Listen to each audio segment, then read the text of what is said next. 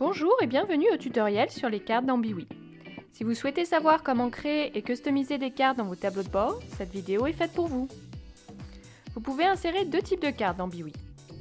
Les cartes choroplètes et les cartes de points géographiques. Voyons tout d'abord les cartes choroplètes. Ce sont des cartes thématiques dont les différentes zones sont coloriées en fonction d'une mesure numérique. Elles peuvent être géographiques, comme la carte de France par département, montrée ici, ou alors non géographiques, comme une représentation des différentes parties du corps humain, ou alors une représentation d'un entrepôt ou encore de bâtiments. Le principe est le même pour ces deux types de cartes. Ambiwee va colorier chaque zone en fonction d'une échelle de couleurs pour représenter la valeur d'un indicateur. Les cartes supportées par Ambiwee sont les cartes de type shapefile, c'est un format standard. Une carte shapefile est composée entre autres de deux fichiers importants. Le fichier .shp qui représente le dessin et le contour de chaque zone à colorier. Et ensuite le fichier .dbf qui représente la liste des attributs utilisables dans Ambiwee pour faire le lien avec chaque zone du dessin. Dans cet exemple de tableau de bord Ambiwee, nous avons une carte de France par département dans laquelle est affiché un dégradé de bleu indiquant le chiffre d'affaires. L'utilisateur a la possibilité de zoomer dans la carte pour pouvoir voir le chiffre d'affaires des différents départements. Il peut également l'agrandir en plein écran s'il préfère. Il pourra ensuite sélectionner un ou plusieurs départements pour filtrer son tableau de bord.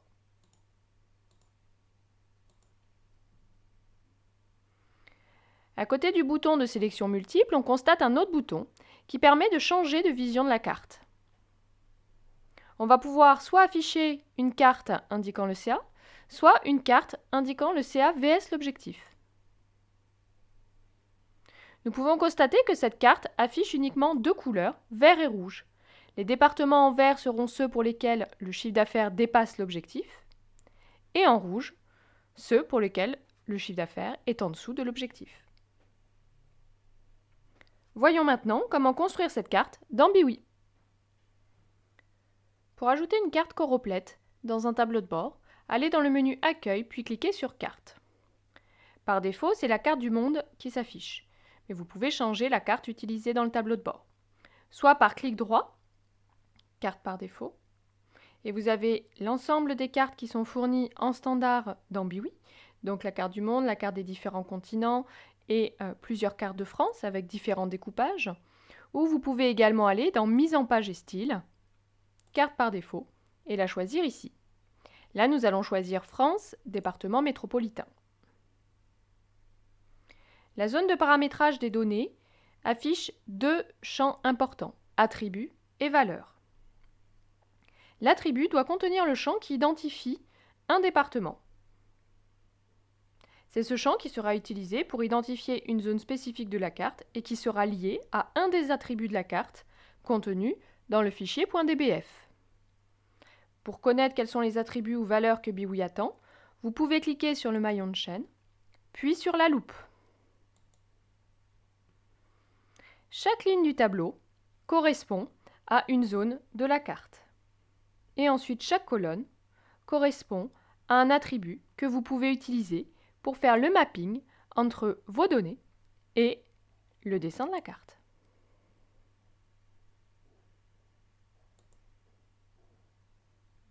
Si je souhaite afficher le chiffre d'affaires par département, je vais donc utiliser le champ montant que je glisse en valeur. Je garde la fonction d'agrégation somme.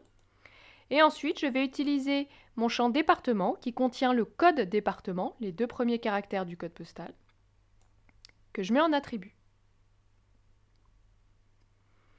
Automatiquement, Ambiwee m'a affiché mon chiffre d'affaires par département. Si les données ne s'affichent pas sur votre carte, c'est peut-être qu'il faut choisir le champ de liaison avec vos données. Ici, c'est code D, le premier de la liste, donc par chance, les données se sont affichées.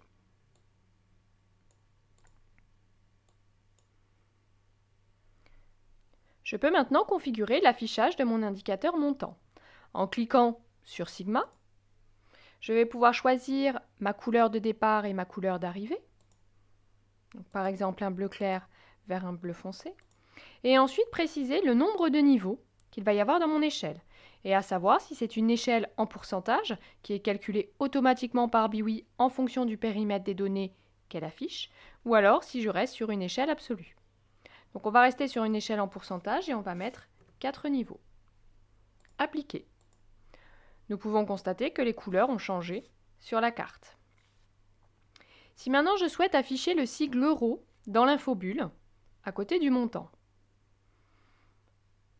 je clique sur la flèche, formater, et je peux choisir le format d'affichage de mes données dans l'infobulle. J'ai maintenant mon sigle euro qui s'affiche. Dans une carte, nous avons vu qu'on peut proposer plusieurs visions à l'utilisateur. Par exemple, je souhaite proposer une vision où il va pouvoir voir les départements qui sont au-dessus ou en dessous de l'objectif qui leur a été assigné. Pour cela, je vais glisser un deuxième indicateur dans Valeur en dessous de Montant. Puisque je souhaite comparer mon montant à l'objectif, je vais prendre Montant, que je glisse en Valeur.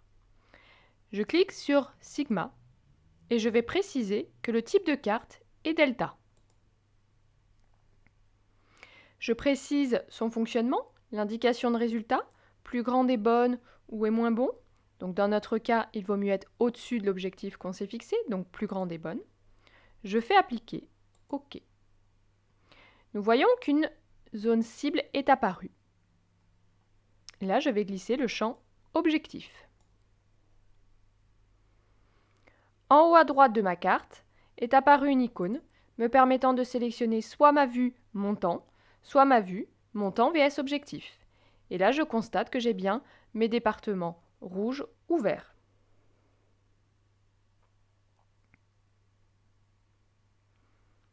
Enfin, vous allez pouvoir personnaliser l'affichage général de la carte grâce à l'onglet Mise en page et style. Par exemple, si je souhaite afficher des libellés à l'intérieur de la carte, je clique sur Libellé de la carte. Je vais pouvoir afficher par exemple le code département et également inclure la valeur de l'indicateur. Je vois donc mes codes département et ensuite l'écart entre le chiffre d'affaires et l'objectif. De même pour mes montants. Je vais pouvoir ajouter une légende et ensuite choisir sa position dans la carte, par exemple en bas à gauche. Pour que ce soit plus clair pour l'utilisateur, je vais pouvoir également modifier le texte qui s'affiche dans la présentation des deux visions. Clic droit, modifier titre, ou alors directement modifier titre dans Mise en page et style. Une fois que vous avez modifié l'ensemble des titres, vous pouvez cliquer sur OK et vous allez constater qu'au niveau du bouton permettant de changer de vision, on a une vision plus claire montant ou montant vs objectif. De plus, les libellés ont également changé l'affichage dans les infobulles. Si maintenant vous souhaitez travailler sur une carte qui est propre à vous, vous pouvez le faire en cliquant sur Importer une carte. Vous allez sélectionner le point SHP correspondant à votre carte et cliquer sur Ouvrir. Là, j'ai donc une autre carte avec un découpage différent et je peux ensuite changer l'attribut de liaison, dire que c'est le code département. Et j'ai mon affichage avec ma nouvelle carte. Le deuxième type de carte utilisable dans Biwi, ce sont les cartes de points géographiques, qui utilisent les latitudes et longitudes pour positionner les valeurs à afficher. Il y a trois types de cartes de points géographiques. La carte à bulles, qui permet d'afficher des bulles dont la taille et la couleur peuvent varier en fonction de deux indicateurs différents. La carte secteur, qui permet d'afficher un indicateur découpé en fonction d'un axe d'analyse défini. Et enfin, la carte de points géographique, qui affiche la valeur numérique à un endroit précis.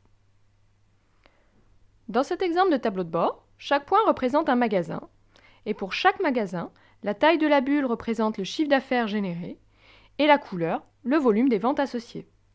En passant la souris sur un point particulier, je vois les deux valeurs qui s'affichent. Sur cette carte, l'utilisateur va pouvoir sélectionner un ou plusieurs magasins pour filtrer son tableau de bord et voir ensuite la répartition par catégorie et l'évolution des ventes année par année. Pour ajouter une carte à bulles dans un tableau de bord, allez dans le menu Carte de points géographiques, puis sélectionnez Carte bulle. Comme précédemment, c'est la carte du monde qui s'affiche par défaut. Vous pouvez bien évidemment la changer en choisissant une autre carte par défaut ou en important une carte propre à votre activité. Ici, nous allons prendre France Nouvelle Région Métropolitaine. Dans la zone de paramétrage des données, ici à gauche, vous pouvez constater que les données attendues sont légèrement différentes que celles des cartes Choropleth. Ici, Biwi s'attend à avoir un champ pour la latitude, un champ pour la longitude. Petite précision, Biwi attend des champs numériques pour ces deux données. Si jamais vous avez vos champs en mode alphanumérique, vous pouvez toujours créer des champs calculés en utilisant la fonction toDouble qui vous permettront d'obtenir des champs numériques. Sur cette carte, je souhaite afficher le montant pour chacun de mes magasins.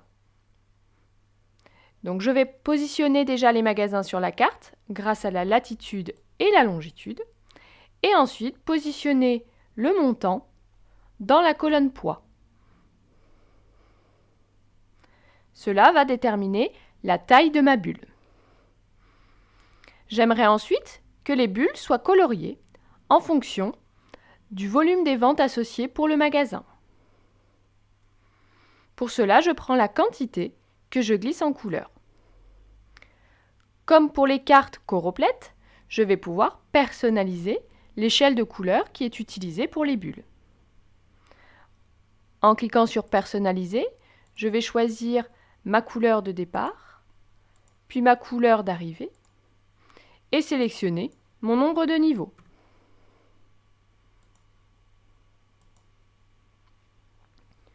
Quand je passe ma souris sur une bulle, je vois les informations qui s'affichent, montant et quantité. Vous avez la possibilité d'enrichir les informations qui sont affichées dans l'infobulle. Par exemple, si je souhaite afficher le nom du magasin pour chacune de mes bulles, je vais choisir le champ Magasin et le mettre dans Dimensions pour la partie Éléments de données d'infobulle. Maintenant, pour chaque bulle, j'ai le nom du magasin qui s'affiche. Vous pouvez également rajouter d'autres indicateurs qui seront affichés dans la bulle. Par exemple, l'objectif montant, que je vais mettre en mesure, et l'objectif quantité. Maintenant, si je regarde le magasin de Paris, je vois son chiffre d'affaires, la quantité vendue, l'objectif en termes de montant et l'objectif en termes de quantité. Je vais pouvoir maintenant modifier les libellés qui sont affichés dans l'infobulle. Pour cela, on va dans le menu Mise en page et style, Modifier titre, ou clic droit, Modifier titre. Et là, j'écris objectif CA, objectif volume, CA, volume. Maintenant, les éléments de mon infobulle sont beaucoup plus parlants pour l'utilisateur. Vous allez, comme pour les autres types de cartes ou autres types d'éléments, pouvoir configurer le format d'affichage du chiffre d'affaires. Par exemple, mettre monnaie et puis choisir votre devise.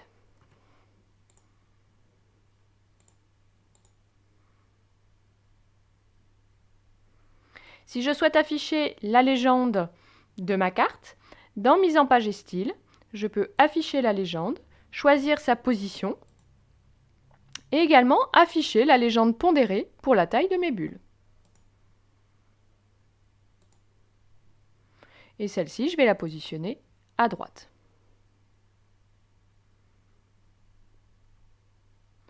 Pour ajouter maintenant une carte secteur, je vais dans le menu Accueil, Carte de points géographiques, Carte secteur. Je vais choisir une carte de France, cette fois-ci par département. Et je retrouve à gauche ma zone de paramétrage des données.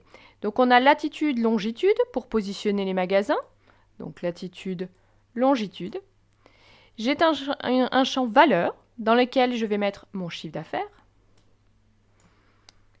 Et l'argument, c'est l'axe d'analyse en fonction duquel je veux analyser mon chiffre d'affaires. Donc je vais mettre catégorie. On peut constater qu'on a donc une bulle par magasin, dont la taille de la bulle représente le chiffre d'affaires global de l'entreprise. Et ensuite, pour chacune des bulles, on a la répartition des ventes par catégorie de produits.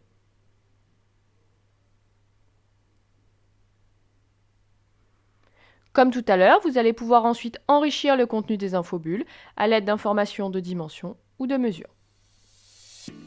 Merci d'avoir regardé cette vidéo et n'hésitez pas à regarder d'autres tutos sur notre chaîne YouTube. À bientôt!